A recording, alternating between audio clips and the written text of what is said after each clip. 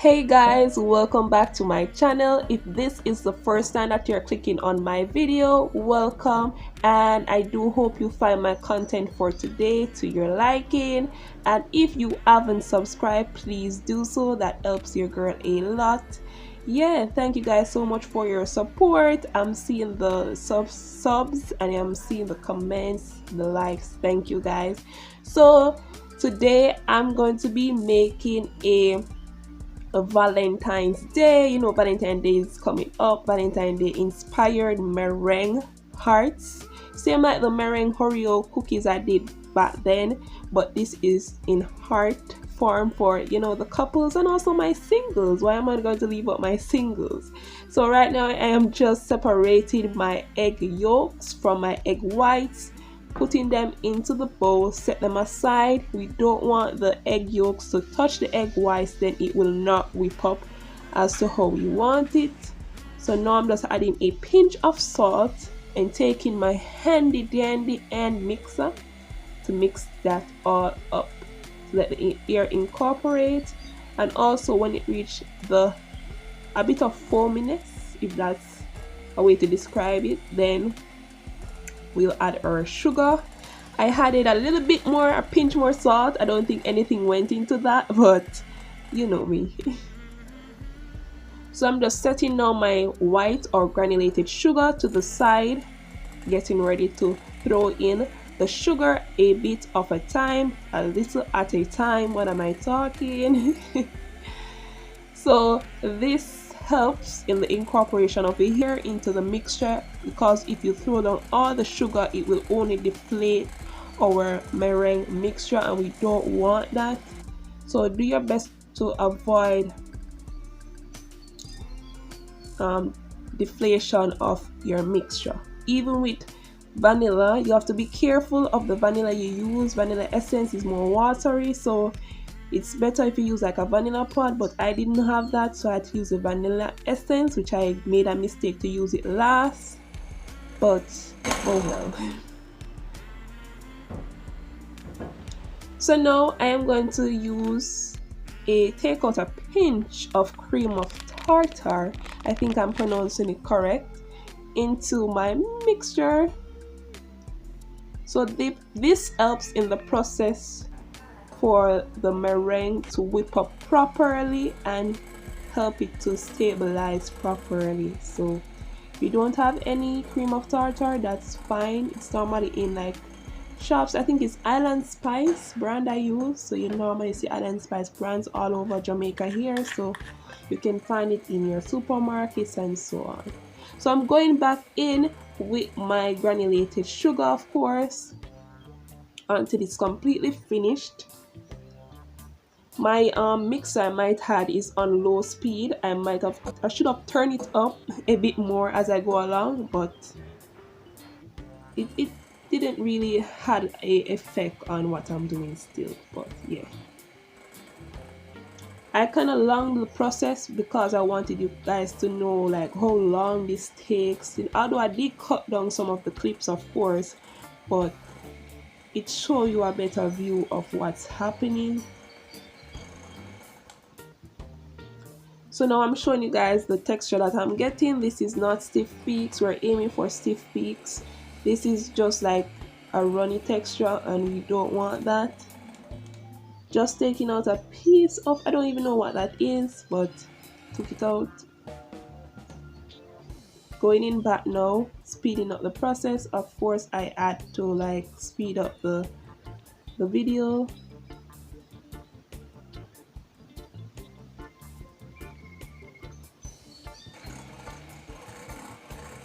So we're getting there now. As you can see, it's coming together, but this is not stiff peaks. It's like a soft peak. So I'm gonna go in back and turn it up higher on higher speed. So here we go. This is stiff peaks. Gonna feel that rub. It's good to go. Once there's no sugar grain, when you rub your fingers together, you're good to go. So this is the part where I am adding the vanilla essence last, as I said before, guys, and I think that's why my mixture kind of deflated. but it still came out good, if I might add. I think it did, but you guys be the judge of that. So now I'm just taking out a scoop, or I don't know what that is, about a teaspoon of the mixture into a plastic cup. Because the coloring that I'm using, it is a water based. It is not like other gel coloring, so I had to do it this way to get it just like the texture of gel coloring. So I just add a drop of it into the meringue that I just placed in the cup, and this caused it to have a thicker consistency, since I don't have the other type of coloring that we normally use for cake decorations or anything doing with pastry. So right here now I am just taking my piping bag and adding in the Wilton, it's the Ateco 104 tip. I think this is the flower tip. I am not sure, I have to go back and look, but I think it has something to do with flower petals. I didn't use a coupler, just the piping tip, because it fits the bag without any hindrance and without the need of using a coupler. Sorry about that. So now I'm going to place the piping bag into a cup so I have more control over what I am doing.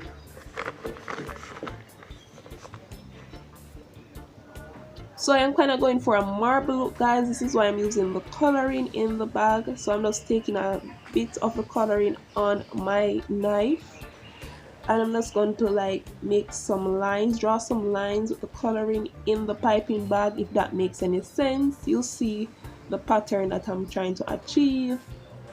It kind of give it this marble look. You have a little bit of white and a little bit of red, because I'm going for that red and white theme since it's a Valentine's Day inspired. So I hope this is making sense so far. So I'm just going to speed this up so you guys can see what I'm doing.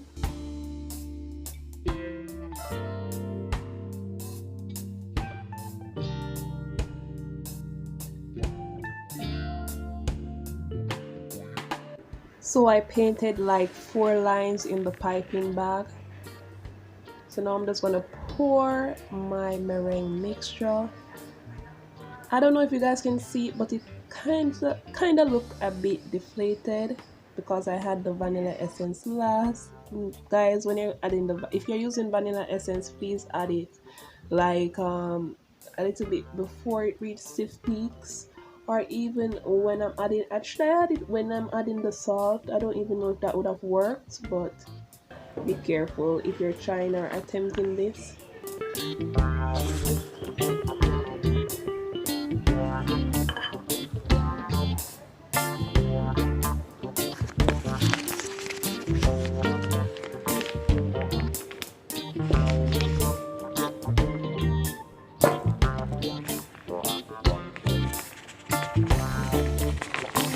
So you can see the streaks, sorry, of the coloring that I just placed in the bag. Oops, and it is splattered. So now I'm just going to take out my baking tray. Grease the pan before using. Please don't be like me, but it still came out good, I think. You be the judge. So now guys, I am piping out my hearts, my love for you guys. Just piping out my hearts right now. Please tell me down in the comment section of what you think of my hearts. I am kind of a perfectionist and I wasn't so pleased with these, but I think it wasn't so bad. Guys, do this at home and show me some pictures of you guys doing this even better than I am. I want you guys to succeed better at this than I am. So yeah, I'm just gonna speed the process up and put them in the oven for about 10 minutes tops or so on, depending on your oven and how fast it go. This is the finished look, guys. As you can see, some are more brighter than the other. So I'm just taking my knife and kind of shaping it up. in the form of a heart. Anywhere I see like looks a bit, uneven or not, you know, good looking. Yeah, so put these down in the oven to bake. And when they can come off the tray without a hassle or breaking off, you know they're ready when they're easily can easily lift them off the baking tray.